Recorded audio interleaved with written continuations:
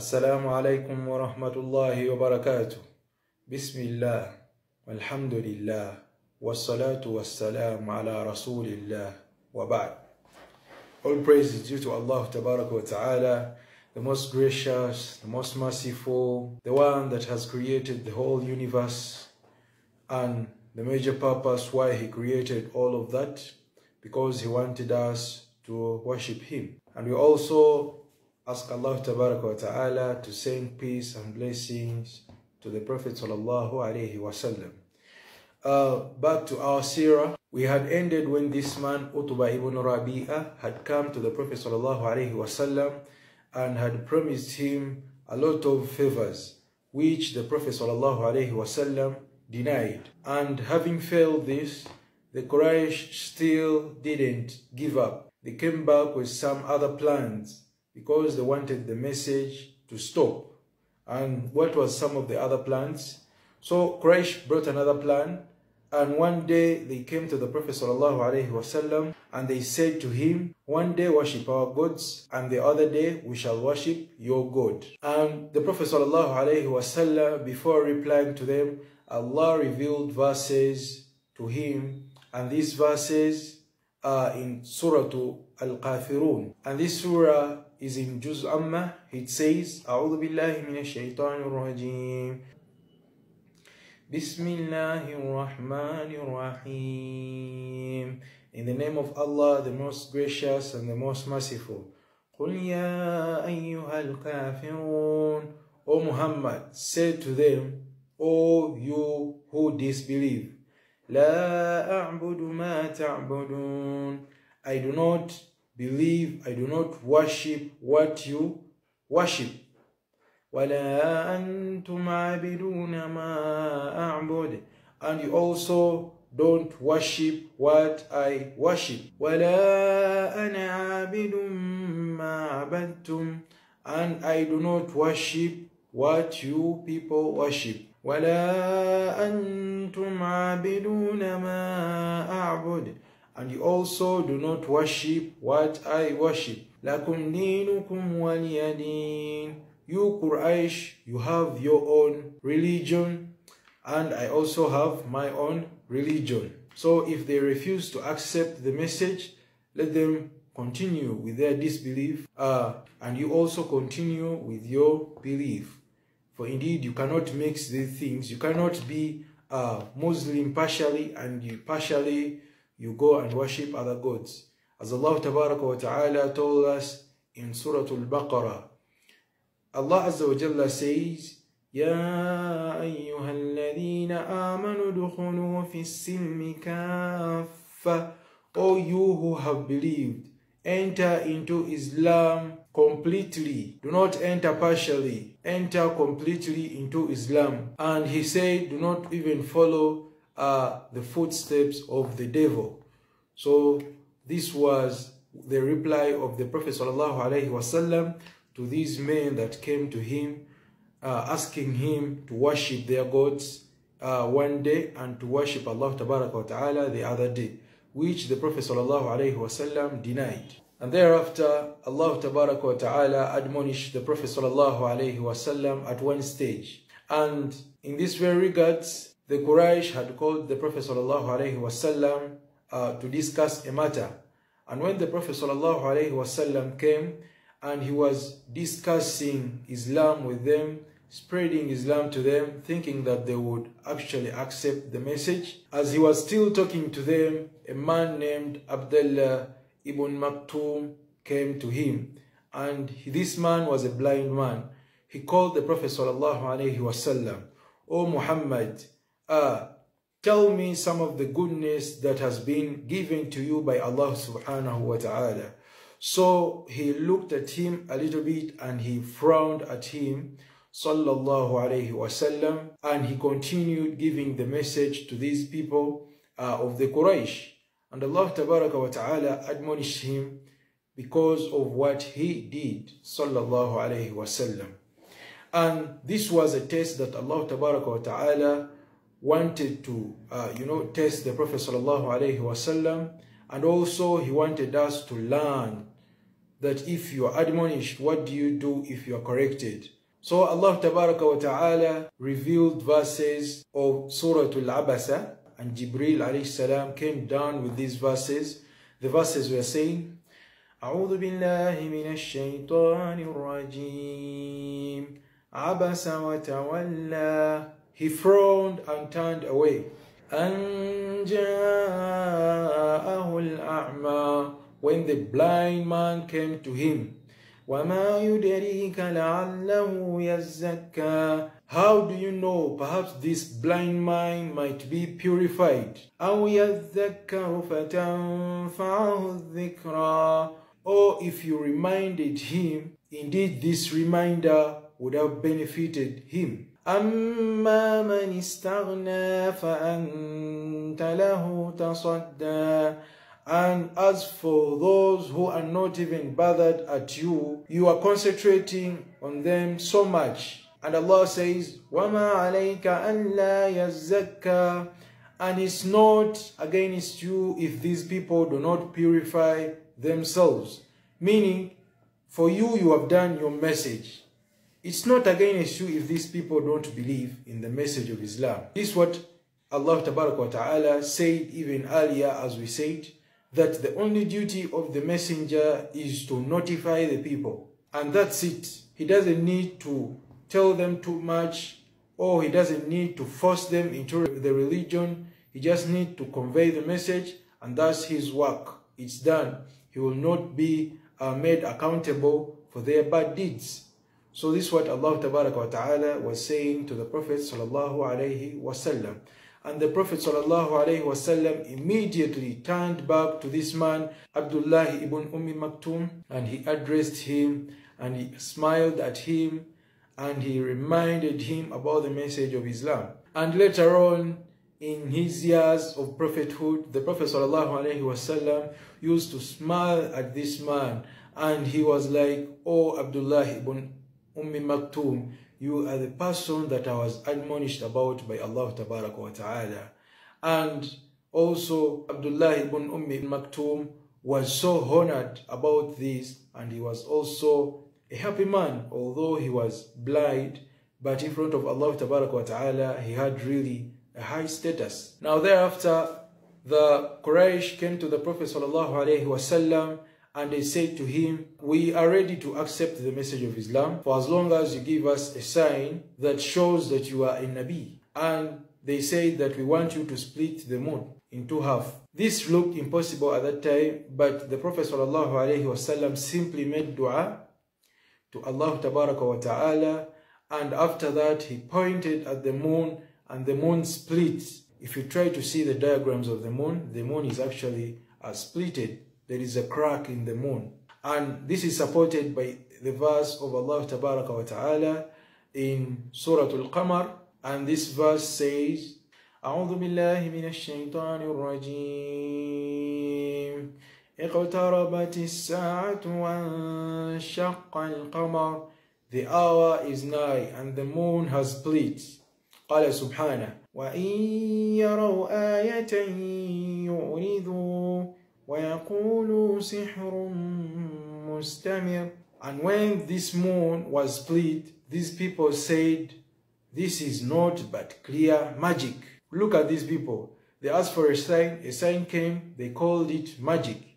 They didn't want to believe in the message of Allah Ta'ala. And thereafter, these people were so constant in disbelief, and they were constant in their arrogance and lack of knowledge.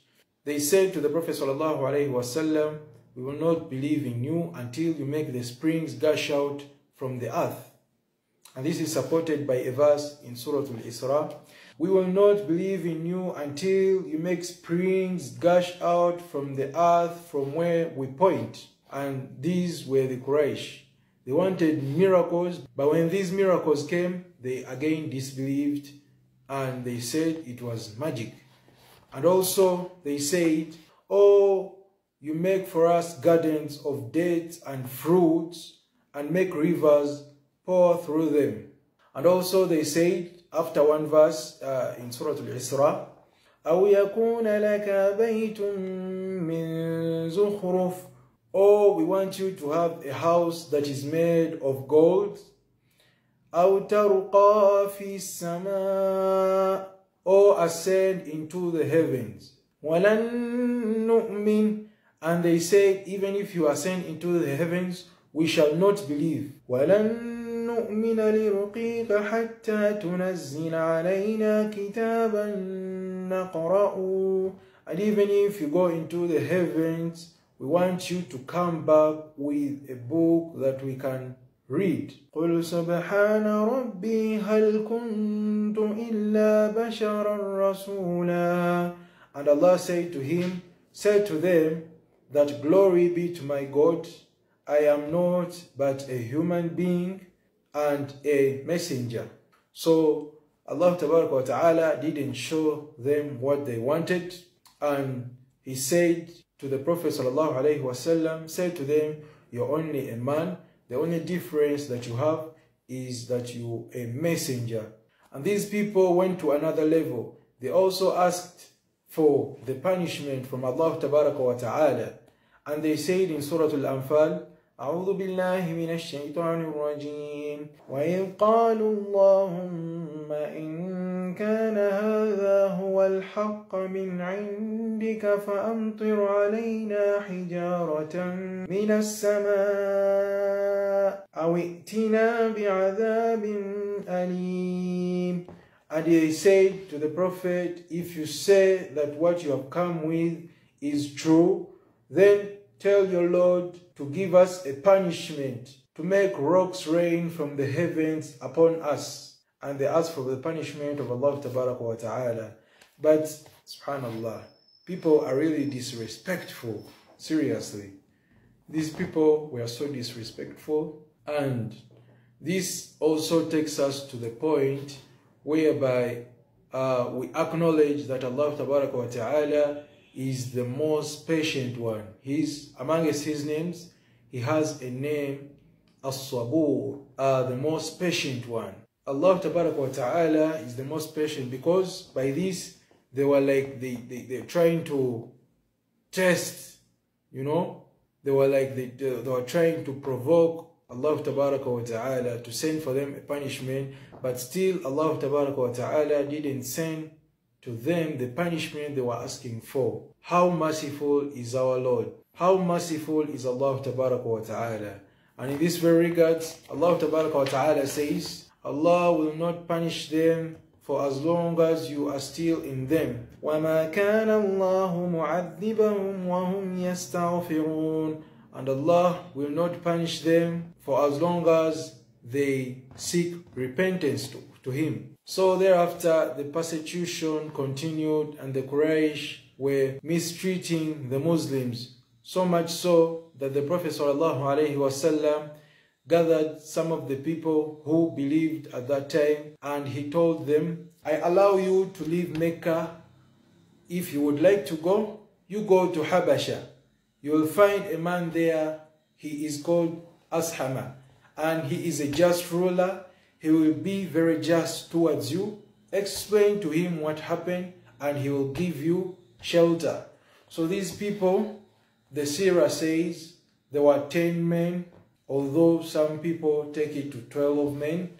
And also there were 4 to 5 women who went to Abyssinia. And Ibn Hisham makes mention of the fact that Uthman ibn Mar'un was their leader as they were going to Habasha. So these Muslims, they left, they actually went and they boarded a boat and they went towards Abyssinia. And from amongst these people was Mus'ab ibn Umair and also Uthman ibn Affan, radiyallahu anhu. But before going to the story of Abyssinia, let's go back to Mecca.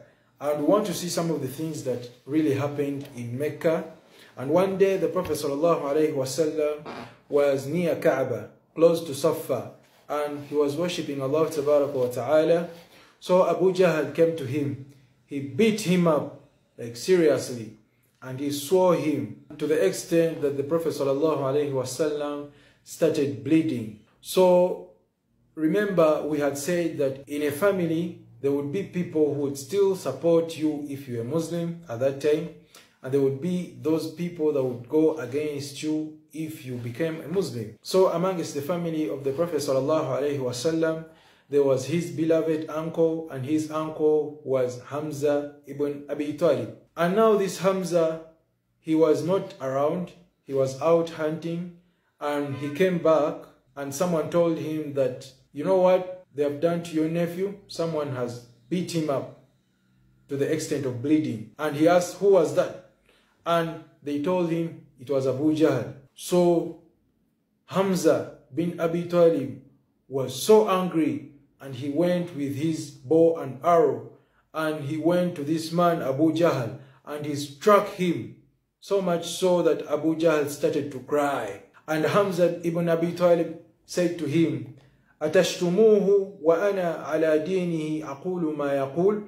Are you abusing him, yet I'm on his religion, and I also say what he is saying? And Hamza radiallahu anhu was saying this so loud to the extent that the people around heard this, and the news started spreading all over Mecca. Hamza has become a Muslim, and Hamza was a very strong man, and if a strong man came, and if a strong man joins a group, that means a group is going to actually prosper. So thereafter, Hamza radiallahu anhu started going to the Prophet sallallahu alaihi wasallam, and he started learning the religion. So by this, we also learn a lesson that indeed, even if you are an old person, you can still go to someone who is younger than you. If you know that this person actually knows more than me, don't be shy. Go to them, let them teach you the religion.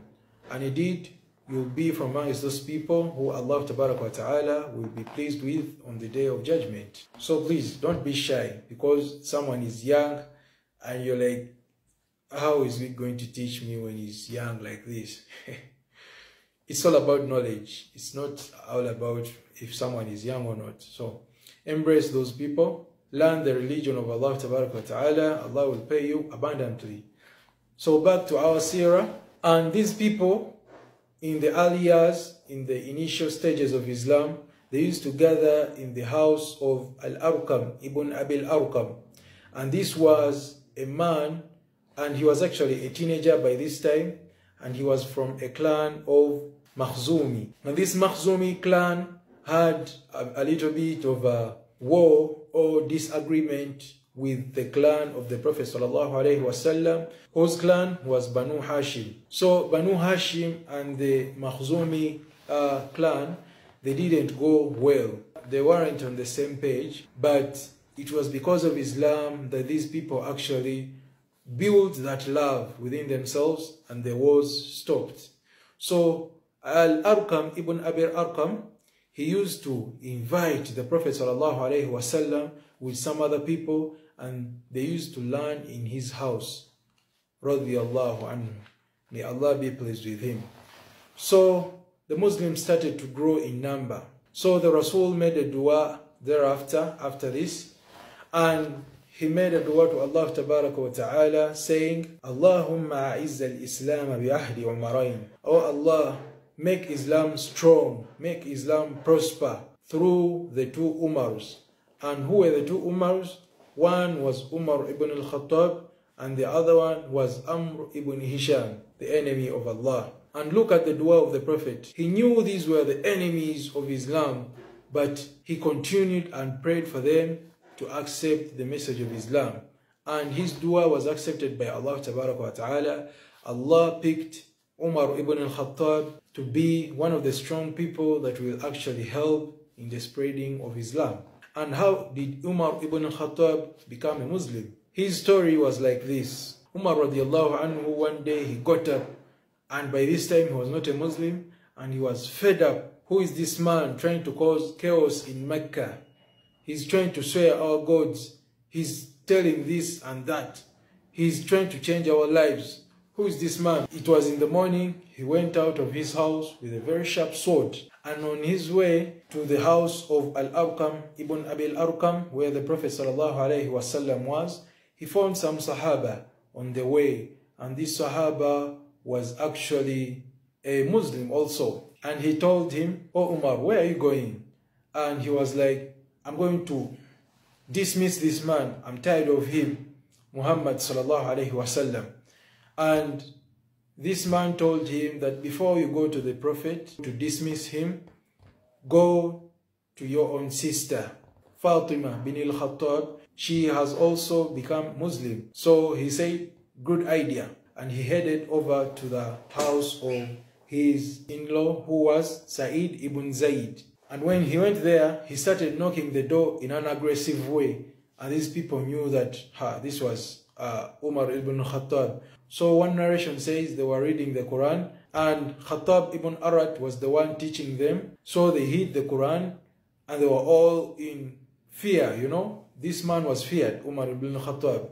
So when Umar ibn al-Khattab entered, and immediately Umar ibn al-Khattab started beating them up mercilessly, to the extent that his own sister Fatima bint al-Khattab started to bleed. And when Fatima bint al-Khattab started to bleed, something clicked in the mind of Umar ibn al-Khattab, and he was like, "This is my sister. I'm not supposed to be doing this to her. I'm supposed to be taking care of her, protecting her." And then thereafter, he calmed down and he started asking them gently, "What were you people reading?" And they told him, "We were reading the Quran." So Umar ibn al-Khattab said, "Let me see what you're reading." And these people insisted. They didn't want to show Umar ibn al-Khattab what they were reading. But Umar insisted also, and eventually they made him make ablution. And after making ablution, Umar ibn al-Khattab started to read the opening verses of Surah Al-Taha. And what were the verses?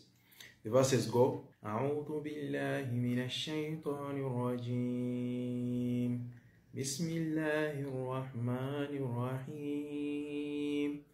Taha ma anzalna alayka al-Qur'ana litashqa illa tadhkiratan liman yakhsha tanzilan mimman khalaqa al-arda was-samawati al-ula." Stop there. And these verses mean Taha. No one knows the meaning of this verse. Such verses, Allah subhanahu wa ta'ala only knows the meaning. And we shall perhaps know after this life, inshallah. Ma anzalna alayka al-Qur'an litashqa. We have not revealed down the Quran to you so that it may distress you. Illa tadhkiratan liman yakhsha. Except that it may be a remembrance or something that makes people remember, especially for those who fear.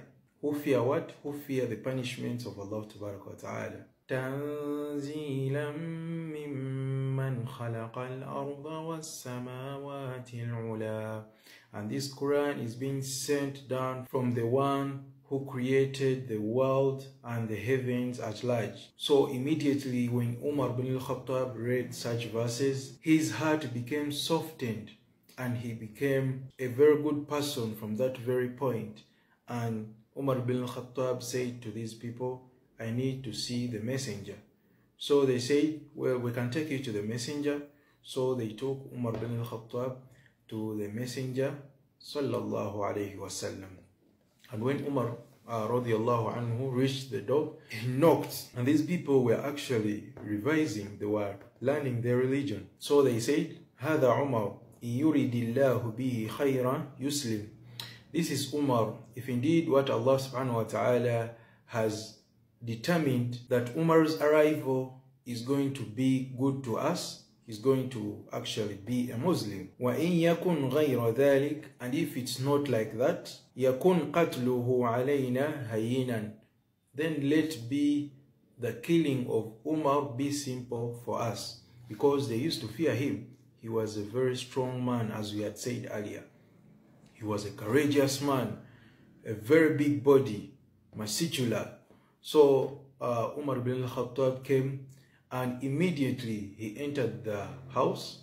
The Prophet ﷺ got hold of him and he said to him, "O Umar, what is your reason for you to come here at this time?" And Umar bin al-Khattab, he uttered his shahada and he said, "Ashhadu an la ilaha illallah wa annaka Rasulullah." I believe that there is no God worthy being worshipped other than Allah Tabaraka wa Ta'ala, and also you are a messenger of Allah. And then the Prophet Sallallahu Alaihi Wasallam started saying, "Allahu Akbar, Allahu Akbar," because he was so happy Allah Tabaraka wa Ta'ala had answered his prayer, Sallallahu Alaihi Wasallam. And the seerah says that Umar bin al-Khattab was the 40th person to embrace the religion of Islam.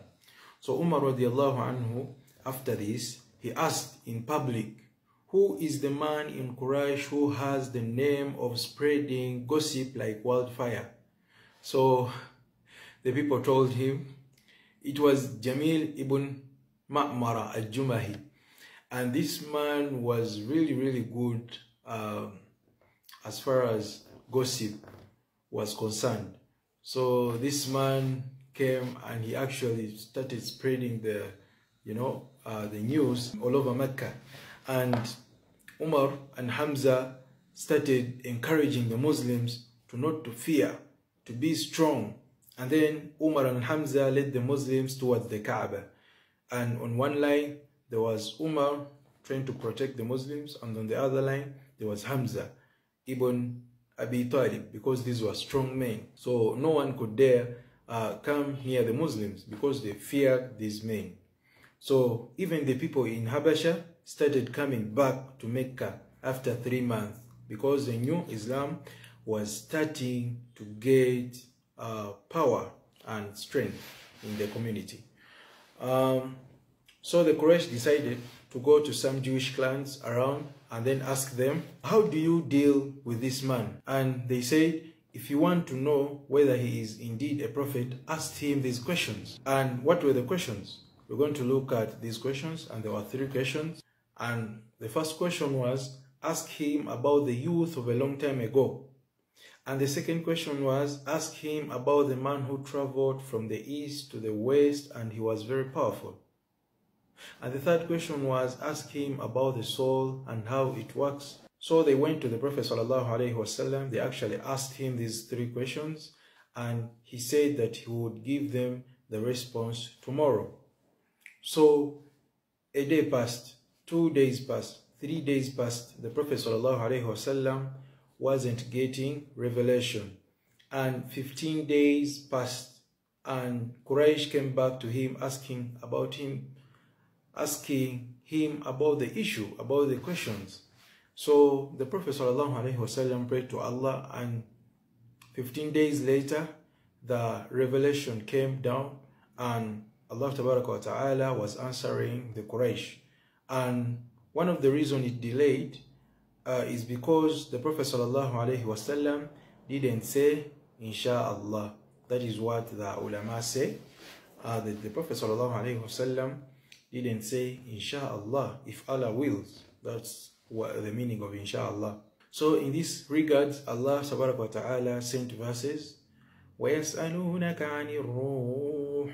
They ask you, O Muhammad, about the soul. قُلِ الرُّوحِ مِنْ أَمْرِ رَبِّي. Say that the soul is from amongst the commands of my Lord. وَمَا أُوتِيتُم مِّنَ الْعِلْمِ إِلَّا قَلِيلًا.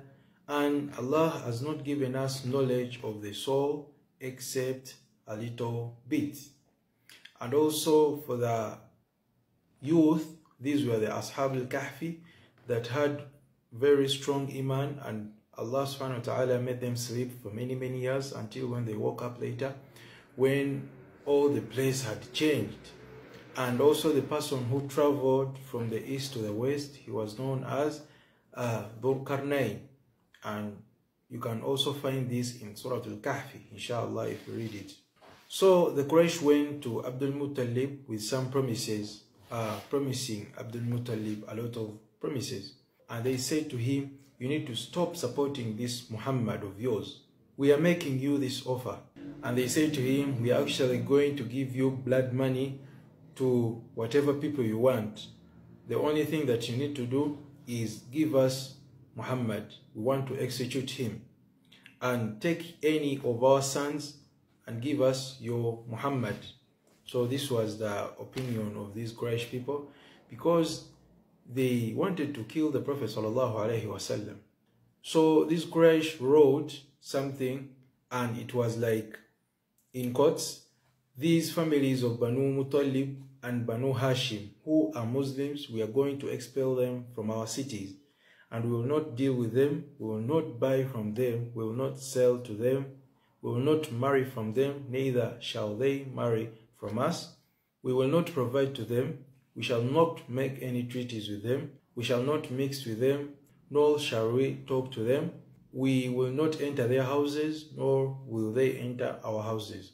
So these were complete sections that the Quraysh actually made. And meanwhile, the Prophet ﷺ was sleeping somewhere, and he was guarded by some of his people. So they were surrounded and they were boycotted from that day onwards. So the Prophet ﷺ and a lot of companions suffered a lot in this boycott. They stayed there for a long time, and all the animals that they had to eat all of them, and eventually they ran out of food.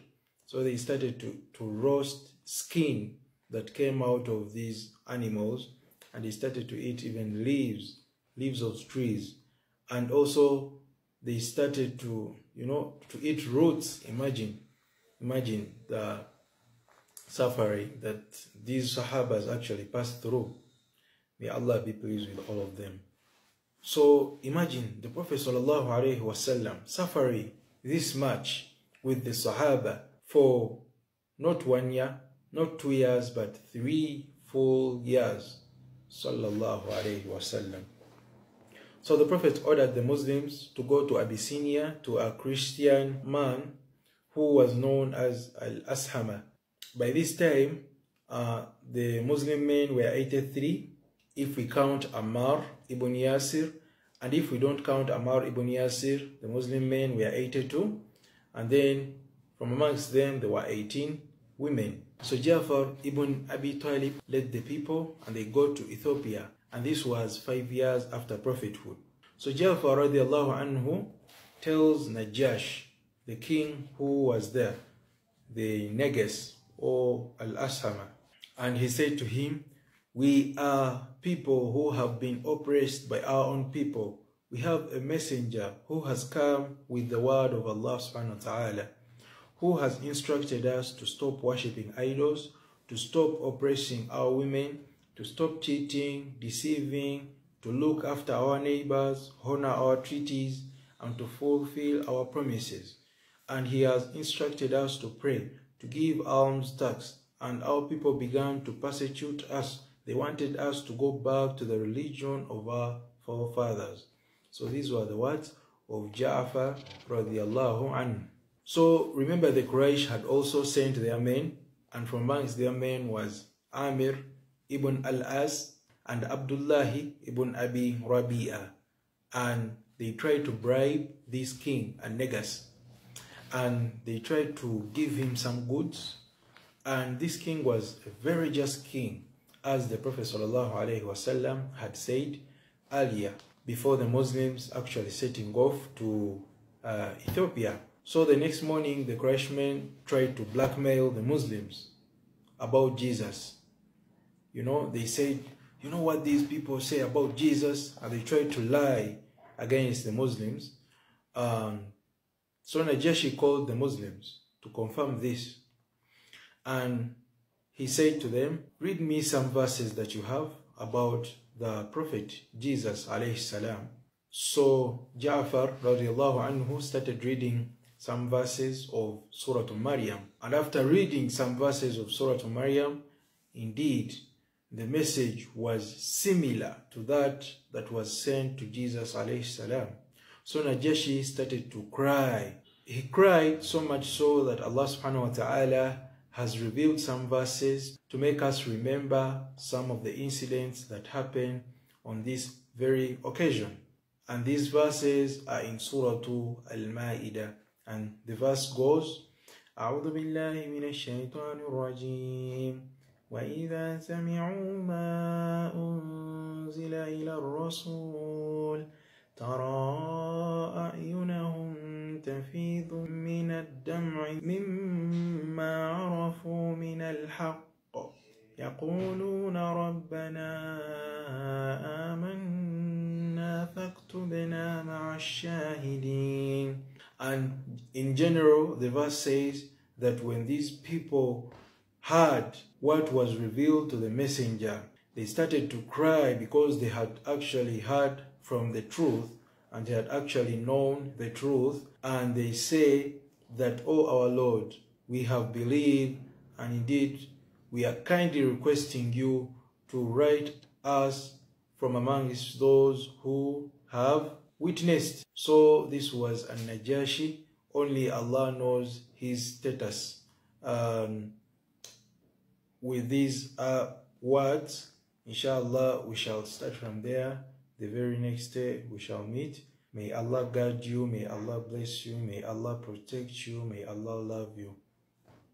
سبحانك اللهم وبحمدك نشهد أن لا إله إلا أنت نستغفرك ونتوب إليك. السلام عليكم ورحمة الله وبركاته.